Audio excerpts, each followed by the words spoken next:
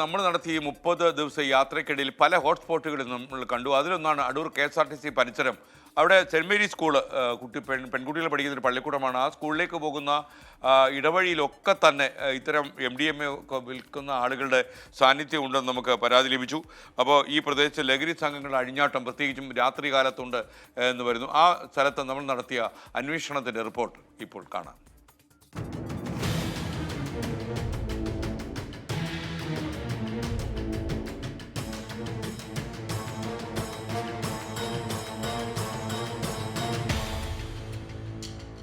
അടൂർ നഗരത്തിൽ രാത്രികാലങ്ങളിലും ഉണർന്നിരിക്കുന്നിടമാണ് KSRTC bus stand പരിസരം. Bus സ്റ്റാൻഡിനോട് ചേർന്ന് കിടക്കുന്ന സെന്റ് മേരീസ് സ്കൂളിലേക്കുൾപ്പെടെ പോകുന്ന വഴിയിലാണ് സാമൂഹ്യ വിരുദ്ധരുടെ പ്രധാന കേന്ദ്രം.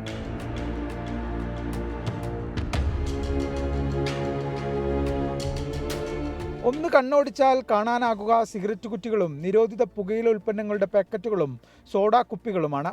രാത്രി സമയങ്ങളിലാണ് പ്രദേശത്ത് കൂട്ടായ ലഹരി ഉപയോഗം നടക്കുന്നത്. 24 മണിക്കൂറും തുറന്നു പ്രവർത്തിക്കുന്ന കടകൾ ഉൾപ്പെടെയുള്ളതിനാൽ ബസ് ഇറങ്ങി വരുന്നവരുൾപ്പെടെ ആദ്യം വരിക ഈ വഴിയിലേക്കാണെന്ന് പ്രദേശത്തെ കൗൺസിലർ റോണി. ഇത് ഒരു ബസ് സ്റ്റാൻഡിൻ്റെ സമീപ പ്രദേശമായതുകൊണ്ട് വരുന്നു പോകുന്ന ആൾക്കാരുടെ എണ്ണമാണ് കൂടുതലുള്ളത്. എങ്കിലും വളരെ ജാഗ്രതയിലാണ് റെസിഡൻറ്റ് അസോസിയേഷനും ഇവിടുത്തെ സാമൂഹ്യ പ്രതിബദ്ധതയുള്ള ഇവിടുത്തെ നല്ലവരായ ജനങ്ങളും എല്ലാം വളരെ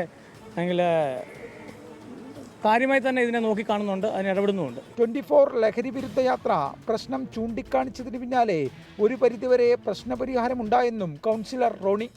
പൊതുവേ ലഹരി ഉപയോഗിക്കുന്ന ആൾക്കാരുടെ ഒരു തമ്പഴിക്കുന്ന ഒരു കേന്ദ്രമായിരുന്നു ഇത്. ഇപ്പം കുറച്ച് മാറ്റങ്ങളൊക്കെ ഉണ്ട്, എങ്കിലും പൂർണ്ണമായി അത് ഒഴിവാക്കപ്പെട്ടിട്ടില്ല. ഇപ്പോഴും അതിൻ്റെ പ്രവർത്തനങ്ങളിലാണ് പോലീസും നഗരസഭയും എല്ലാം ഇടപെടുന്നുണ്ട്. പക്ഷെ എങ്കിലും രാത്രി കാലങ്ങളിൽ ഇവിടെ ബുദ്ധിമുട്ടുകൾ നേരിടുന്നുണ്ട്. അടൂർ പോലീസും എക്സൈസും പ്രദേശത്ത് പ്രത്യേക നിരീക്ഷണം നടത്തുന്നുണ്ട്. അപ്പോഴും ലഹരിയുടെ ഉപയോഗം തകൃതിയാണിവിടെ.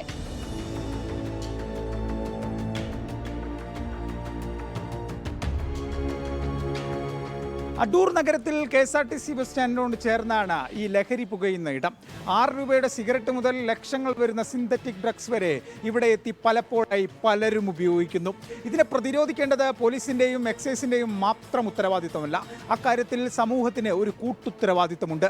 അത് നിറവേറ്റുക തന്നെ വേണം. ക്യാമറമാൻ സഞ്ജയ് ഇക്ബാലിനൊപ്പം AV ജയശങ്കർ, 24 പത്തനംതിട്ട. നമ്മുടെ അന്വേഷണത്തിൽ നമുക്ക് ബോധ്യപ്പെട്ട കാര്യമാണ്. മാത്രമല്ല ഈ അടൂർ ഈ സെൻറ് മേരീസ് സ്കൂളിൽ പഠിക്കുന്ന പല പെൺകുട്ടികളും നമ്മുടെ യാത്രക്കിടെ നമ്മുടെ ഈ കാര്യം പരാതിയായിട്ട് പറയുകയും ചെയ്തു. ആ സ്കൂളിലെ തന്നെ കുട്ടികളുമായിട്ട് ഞാൻ നേരിട്ട് സംസാരിക്കുകയും ചെയ്തു. അപ്പോൾ എന്തായാലും അതിനൊരു പരിഹാരം കണ്ടുപിടിക്കുമെന്ന് തന്നെയാണ് നമ്മൾ പറഞ്ഞിരുന്നത്.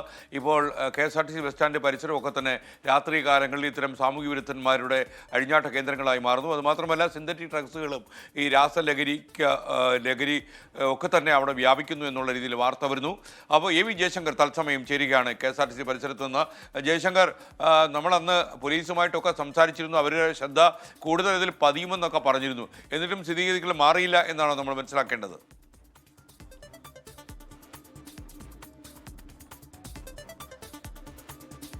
Good morning SK. എന്തായാലും KSRTC ബസ് സ്റ്റാൻഡ് പരിസരത്ത് നമ്മൾ ദൃശ്യങ്ങൾ കണ്ട സ്ഥലത്ത് തന്നെയാണ് ഞാനുള്ളത്.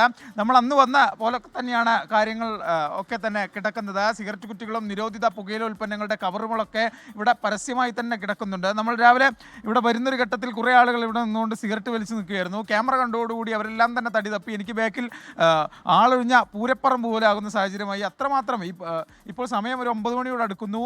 സ്കൂളുകളൊക്കെ ഉള്ള സമയമാണെങ്കിൽ പറഞ്ഞ സെൻറ് മേരീസ് സ്കൂളിലേക്ക് നിരവധി പെൺകുട്ടികൾ ഈ വഴിയാണ് കടന്നു പോകുന്നത്. ആ ഘട്ടത്തിലാണ് ഇവിടെ സിഗരറ്റ് ഉൾപ്പെടെയുള്ള ലഹരികൾ പരസ്യമായി പകൽ സമയത്ത് ഉപയോഗിക്കുന്നത്. എന്നാൽ രാത്രി ഇതിൻ്റെ രീതി മാറും, രൂപം മാറും.